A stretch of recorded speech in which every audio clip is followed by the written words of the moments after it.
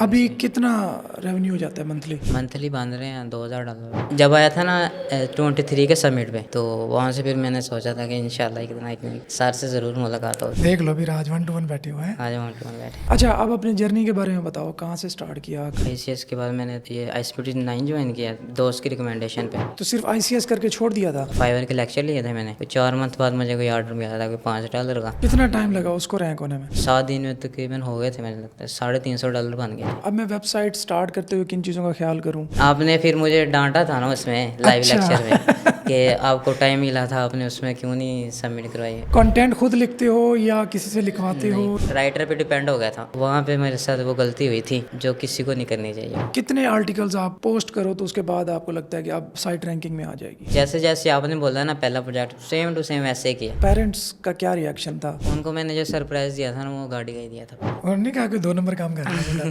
उन्हें पता था कि कोई ऑनलाइन काम करता है, बस ये वहाँ से कोई शर्म कर रहा है।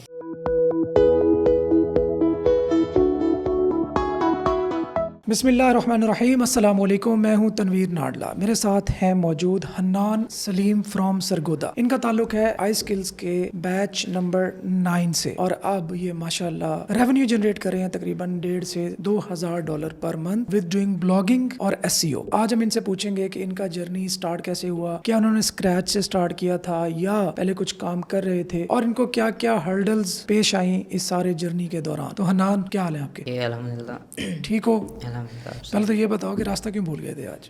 बस भाई के आसरे पे छोड़ दिया था थोड़ा। 3 घंटे ज़ाया हुए तकरीबन। 3 घंटे से हो गए तकरीबन, हमने पहुंचना था कोई 5 बजे। अच्छा, अब अपने जर्नी के बारे में बताओ, कहाँ से स्टार्ट किया, कैसे लेके चले? मैंने ICS किया था पहले शुरू में। ICS के बाद मैंने तो ये ISPT9 ज्वाइन किया दोस्त की रिकमेंडेशन पे। किस दोस्त की रिकमेंडेशन में? जैसे मैंने पहले बोला, मेरे प्राइमरी के 3 दोस्त हैं, एक अली, अब्दुल्ला और एक मैं। गांव में हम तीनों ही ब्लॉगिंग। तो दोस्त क्या कर रहे थे उस वक्त? दोस्त ने अहमद कमाल का कोई कोर्स ज्वाइन किया था, कोई ब्लॉगिंग का। Okay. 1 साल का ऑलरेडी फाइवर कर रहे थे। उन्होंने मुझे रिकमेंड किया था कि चलो आप ना सर तनवीर नाडला का कोर्स है एक, तो वो वाला ज्वाइन करो। तो वो ज्वाइन किया मैंने। फैब में स्टार्ट हुआ था हमारा 6 को, तो 6 Feb 2022। 2022। ओके। पहले मुझे कुछ भी नहीं पता था, तो कि जो सीखा ना यहीं से सीखा, स्किल से। अच्छा, बस मुझे इतना पता था कि कुछ अर्न करना है, लेकिन ऑनलाइन अर्न करना है खुद। एज क्या है आपकी? मेरी एज है किस भी कंप्लीट नहीं है। तो सिर्फ ICS करके छोड़ दिया था? ICS करके पहले मैंने एडमिशन लिया था वहाँ पे लाहौर यूनिवर्सिटी सरगोदा कैंपस में ना, तब मैंने SBT ज्वाइन कर लिया। मेरा इरादा था कि मैंने ICS के बाद 1 साल स्किप करना है, SBT9 करना है, फिर 1 साल के बाद फिर मैंने यूनिवर्सिटी में एडमिशन लेना है BS में। और फिर नहीं लिया? फिर मेरा अर्निंग स्टार्ट हो गई थी फाइवर से, तो प्रोजेक्ट भी मैंने स्टार्ट कर लिया था अपने पार्टनर के साथ। वो किया, स्टार्ट किया, तो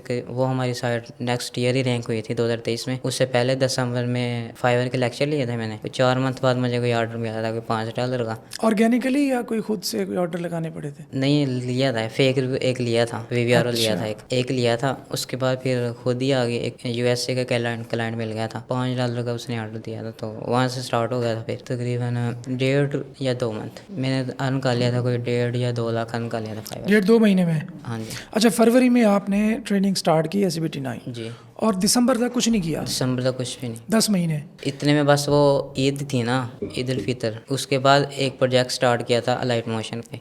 ओके। दोस्तों के साथ मिलके। पैसे तो मेरे पास थे ही नहीं, वो ऑन पेज उन्होंने की थी, ऑफ पेज पे रहता था कि मेरा खुद का। फिर फाइवर पे अकाउंट बनाया, ऑफ पेज पे पैसे निकल गए। हाँ। अच्छा, मतलब पहला ऑर्डर आया और उसके 2 महीने के अंदर अंदर आपने तकरीबन 1.5-2 लाख रुपए 1.5-2 लाख अर्न कर लिया था। अर्न कर लिया। तो जब पैसे बना लिए थे तो फिर फाइवर को ही क्यों नहीं कंटिन्यू किया? फिर ब्लॉगिंग की तरफ आने का ख्याल कैसे आया? फाइवर कुछ इस तरह है ना, बंदा मेंटली तौर पे डिस्टर्ब हो जाता है। 24 उसको ऑनलाइन देखना, उस पर मैसेजेस, जैसे अक्सर औकात ऐसे हो जाता था कि मैसेज आए हैं, पूछ कुछ और है, मैं रिप्लाई में कुछ और कर रहा हूँ। ऐसे मेरे साथ सीन हुआ था। एक क्लाइंट को पिक के साथ रिकमेंड करना था कि ऐसे ऐसे करो, वहाँ पे मैं किसी और की पिक सेंड कर दी थी उस क्लाइंट को। तो रिपोर्ट कर दिया था उसने? रिपोर्ट नहीं किया था उसने, उसका जवाब ही नहीं आया था। फिर अच्छा। वो चला गया था, मतलब उसको ना। फिर ऑफ पेज के लिए पैसे निकल गए थे। फिर ऑफ पेज पे पैसे लगाए उसको स्टेबल करने के लिए। उस पर काफ़ी ज़्यादा निशर्ट्स गैस पोस्ट लगी थी उस पर स्टेबल करने के लिए, क्योंकि उस पर था कंपटीशन ज़्यादा था। उस पर रैंक हो गया वो वाली, अच्छे पैसे। कितना टाइम लगा उसको रैंक होने में? 4 साढ़े 4 मंथ लगे थे उसे पहले प्रोजेक्ट को रैंक करने में। और जब रैंक हुई तो कितने डॉलर पे पहुंची मैक्सिमम? 7 दिन में तकरीबन हो गए थे, मुझे लगता है $350 बन गए थे एक महीने में? वीक में। एक वीक में? वीक में अच्छा। इंडियन ट्रैफिक थे लेकिन फिर भी अच्छा मिला था। 12-13 हज़ार क्लिक थे सर्च कंसोल के अंदर उसके। ठीक है। 20 तक भी गई है, 25 तक भी गई है। तो सेकंड पे रैंक थी, फर्स्ट पे रैंक थी, कभी ऊपर चली जाती कभी नीचे चली जाती थी। उसको स्टेबल करते थे नीचे गैस पोस्ट लेके। हमसे एक गलती हुई थी, हमने एक पे ज़्यादा टाइम लगा, एक पे ही हम डिपेंड हो गए थे बस। कई बस एक ही प्रोजेक्ट पे? एक ही प्रोजेक्ट बस। तो वो भी डाउन हो गई? डाउन तो बाद में हुई है लेकिन उसका एडसेंस पहले डिसेबल हो गया। अच्छा, रैंकिंग डाउन नहीं हुई, एडसेंस का मसला एडसेंस हो गया। डिसेबल हो गया। ठीक है। तो स्पोर्ट वगैरह से पूछा तो सारस्वत बोल रहे थे कि जी इसको दोबारा अप्लाई करो एडसेंस से। ठीक है। 3 मंथ वहाँ पे ज़ाया हुए हैं और फिर सर कहते हैं नहीं आप ना कोई और नेटवर्क लगा लो। तो फिर मैंने यूट्यूब पे और इधर उधर सर्च किया था कोई, तब मुझे पता लगा था इसका एडस्टीरा का। एडस्टीरा लगाया, उसका मज़ा नहीं आया इतना। उसके बाद फिर मैंने सर्च किया, फिर लगाया उस गलेक्सन के बैनर एड्स। पहले उनके इन पेज लगा लिए थे, फिर पता लगा जी इनकी स्पोर्ट पे मैसेज करो तो वो बैनर भी दे देते हैं। तो फिर वो बैनर एड्स लगा लिए उसके, एडस्टीरा और एड्स और गलेक्सन, ये 2 लगाए थे। तो उनसे कितना रेवेन्यू जनरेट हुआ फिर? तकरीबन $1000 उससे हुए थे एडस्टीरा से। बाकी अच्छा, रैंकिंग का अब लेट्स सपोज मैं एक बिल्कुल न्यूबी हूँ, मुझे कुछ नहीं पता ब्लॉगिंग का ऐसी होगा। जी। अब मैं वेबसाइट स्टार्ट करते हुए किन चीज़ों का ख्याल करूँ ताकि वो कामयाब हो, और ये कितना टाइम फ्रेम देना चाहिए अब 2025 में? स्टेप नंबर 1 में हम कर लेंगे नीचे रिसर्च, अच्छी नीचे रिसर्च। पहले तो हमने नीचे रिसर्च की इतनी मुश्किल से, उसके बाद फिर जब स्पोर्ट पे आपने बोला था कि ये वाला टाइम से लेकर इस टाइम तक ना आपने सबमिट करवानी अपनी रिसर्च, ठीक है। वो हमारी लेट हो गई थी। हमने सेंड की थी लेकिन असेस नहीं दी, हमें उस टाइम पता नहीं था कि इसकी असेस भी देते हैं। खाली ऐसे अच्छा भाई, देखने वालों, अब आप देख रहे हो कि बंदा पूरी एनर्जी जमा करके बोल रहा है और उस वक्त इसको व्हाट इज सेइंग कि हम एक गूगल शीट्स शेयर करने को कहते हैं ना अपने स्टूडेंट को, तो ही डिडंट नो कि किसी शीट की एक्सेस कैसे शेयर करते हैं। Is that right? ऐसे ही। और आज माशाल्लाह $1,500 पे बंदा पहुंचा हुआ है। अच्छा, व्हाट हैपेंड आफ्टर दैट? फिर मैंने आपको इनबॉक्स में मैसेज किए पहले फिर आपका कोई रिप्लाई नहीं आया। आप सलाम का जवाब दिया आपने, वालेकुम सलाम। उसके बाद फिर कोई रिप्लाई नहीं दिया। फिर लाइव लेक्चर ले रहे थे आप, तो आपने ना उसमें जैसे Q&A सेक्शन हमारा होता था एंड पे, तो उसमें आपने क्वेश्चन वगैरह पूछ रहे थे। फिर उस पर मैंने ग्रुप्स में वो नीचे चैट में फिर मैंने आपको मैसेज पे मैसेज किए, कोई जवाब नहीं आया? आपने फिर मुझे डांटा था ना उसमें लाइव लेक्चर में कि आपको टाइम मिला था, आपने उसमें क्यों नहीं सबमिट करवाई। दिल पे नहीं लिया उस डांट को कि चलो आज करके दिखाऊंगा मैं, उस्ताद को गलत साबित करके दिखाऊंगा? बस फिर वहाँ से मेहनत की है वैसे। फिर मैं जब आया था ना 23 के सबमिट पे, तो फिर उस टाइम मेरे पास फाइवर ही था बस, जो मैंने अर्न किया था ना उसी अर्निंग में से मैं जो अपना एक्सपेंस उसी में से निकाल के यहाँ पे आया था 2023 के सबमिट। अच्छा। आप तो दूर दूर ही थे। बाकी जो सर राजा वहीद हैं और सर हमजा, इन 2 से मिला था मैं, पिक वगैरह भी ली थी। तो वहाँ से फिर मैंने सोचा था कि इंशाल्लाह एक दिन सर से ज़रूर मुलाकात हो। देख लो भी आज 1-to-1 बैठे हुए हैं। आज 1-to-1 बैठे। अच्छा, बात हमारी रैंकिंग की वहीं रह गई। स्टेप नंबर 1 है हमारी नीश रिसर्च हो गई। नीचे रिसर्च। कंटेंट खुद लिखते हो या किसी से लिखवाते हो या content- आउटसोर्स, क्या होता है? कंटेंट आउटसोर्स ही किया शुरू से ही, पहले वाला भी आउटसोर्स किया किसी था। बंदे को हायर किया हुआ है हाँ, अलग हायर किया हुआ। और उसको ऑफिस में या वो खुद ही ऑनलाइन? रिमोट ही बस, उसको बता देना, कीवर्ड्स दे देने उसे, उसने खुद ही मैनेज तो उससे साइट रैंक हो जाती है उस कंटेंट से? जी। बड़ी बात है अगर सही कंटेंट राइटर मिला हुआ है तो, क्योंकि Content ये बड़ा माशाल्लाह अच्छा है। मुश्किल होती है। लोग एआई चेप देते हैं और वो हुआ था ना एक मरतबा। हाँ, क्या कैसे हुआ? डिपेंड हो गया था उस पे, राइटर पे डिपेंड हो गया था। पहला प्रोजेक्ट करवाया ना उससे, वो हो गया था रैंक। फिर उसके बाद जो दूसरा प्रोजेक्ट, तीसरा प्रोजेक्ट इंडिपेंडेंट हो गया खुद से। मैं कहना ये कंटेंट राइटर की सिरदर्दी है राइट करके। हाँ, तो वहाँ पे मेरे साथ वो गलती हुई थी जो किसी को नहीं करनी चाहिए। वो क्या गलती हुई थी? गलती ये हुई है कि कंटेंट राइटर पे इतना भी ना बनना इंडिपेंडेंट,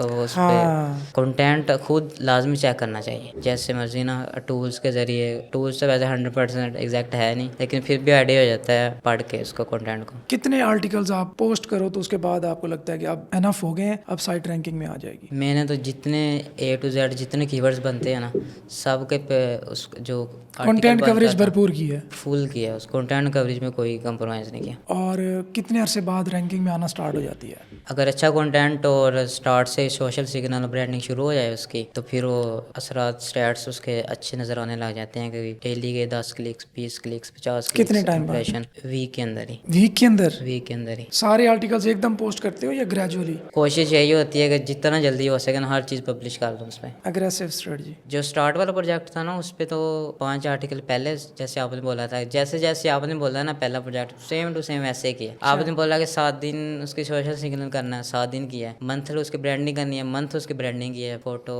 और PDF वगैरह ये सबमिशन वगैरह जो थी। फिर उसके बाद फिर आपने रिकमेंड था कि वीक में एक नीश एडिट या एक गेस्ट पोस्ट होनी चाहिए।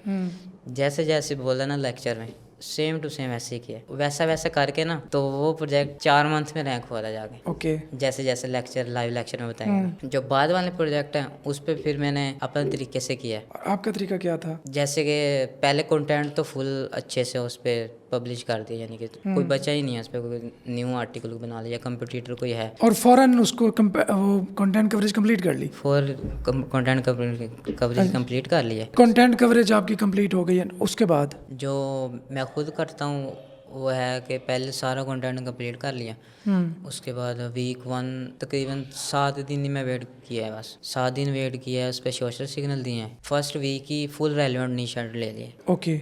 उसके बाद नीश वहाँ से अच्छा बूस्ट मिलता है। मेरा तो ऐसे ही है कि न्यू प्रोजेक्ट होता है ना, उसको वीक के अंदर ही एक रेलिवेंट नीश लेके उसके बाद फिर उस पर सोशल सिग्नल, उसके बाद साथ ही ब्रांडिंग के लिंक्स। ओके। मंथ में सोशल सिग्नल भी कंप्लीट और ब्रांडिंग भी कंप्लीट। जो मैंने पहले 1.5 मंथ में किया था ना, तकरीबन 1 मंथ और 7 दिन में, वो 1 मंथ में कंप्लीट, सोशल सिग्नल भी और दूसरे ब्रांडिंग के लिए। अभी कितना रेवेन्यू हो जाता है मंथली? मंथली बांध रहे हैं $2000। पेरेंट्स का क्या रिएक्शन था कि एक बंदा ICS करके कॉलेज से भाग गया और अब माशाल्लाह $2000 पर मंथ बना रहा है? उनकी तरफ से क्या रिएक्शन था? जो मेरे पेरेंट्स हैं ना, उनको इतना नहीं पता इस चीज़ का। ऑनलाइन पैसों का तो पता चलता है ना। पैसों का पता चलता है तो उनको पैसे दिए तो क्या रिएक्शन था उनका? क्योंकि मेरे पेरेंट्स यानी कि पीछे हमारा बिल्कुल ठीक है, यानी कि बैकग्राउंड ना ठीक है। तो मैंने उनको जितना भी ठीक हो, एक 20 साल का बच्चा 6 लाख रुपए घर ला रहा हो ना तो बड़ी बात होती है। उनको मैंने जो सरप्राइज दिया था ना, वो गाड़ी का ही दिया था पहले। अच्छा, गाड़ी लेके दी? गाड़ी लेके दिया सरप्राइज मैंने ना। तो मेरी अम्मी भी बहुत खुश हुई,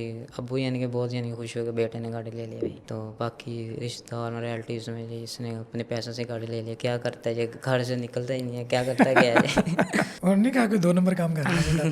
उन्हें पता था कि कोई ऑनलाइन काम करता है, बस ये वहाँ से कोई शर्म कर रहा है। अच्छा, अभी क्या मैसेज दोगे अपने जूनियर्स को? लेट्स सपोज आपके जो अभी हाई स्किल्स जो अभी बैच चल रहा है, उनको क्या सजेस्ट करोगे? उनके लिए यही है मैसेज के सबसे पहले जो लाइव लेक्चर में जो कुछ सर बता रहे हैं ना, सेम टू सेम अपने फर्स्ट प्रोजेक्ट पे वही फॉलो करना है। जैसे जैसे लाइव लेक्चर हो रहे हैं, पहले तो आपने डिज़ाइनिंग तक सिर्फ लर्न करें, SEO, कीवर्ड रिसर्च, तकरीबन 4 मंथ 5 मंथ, जहाँ ऑफ पेज से पहले हो जाती है ना, डिज़ाइनिंग भी कंप्लीट हो जाती है, फिर ऑन पेज रह जाती है।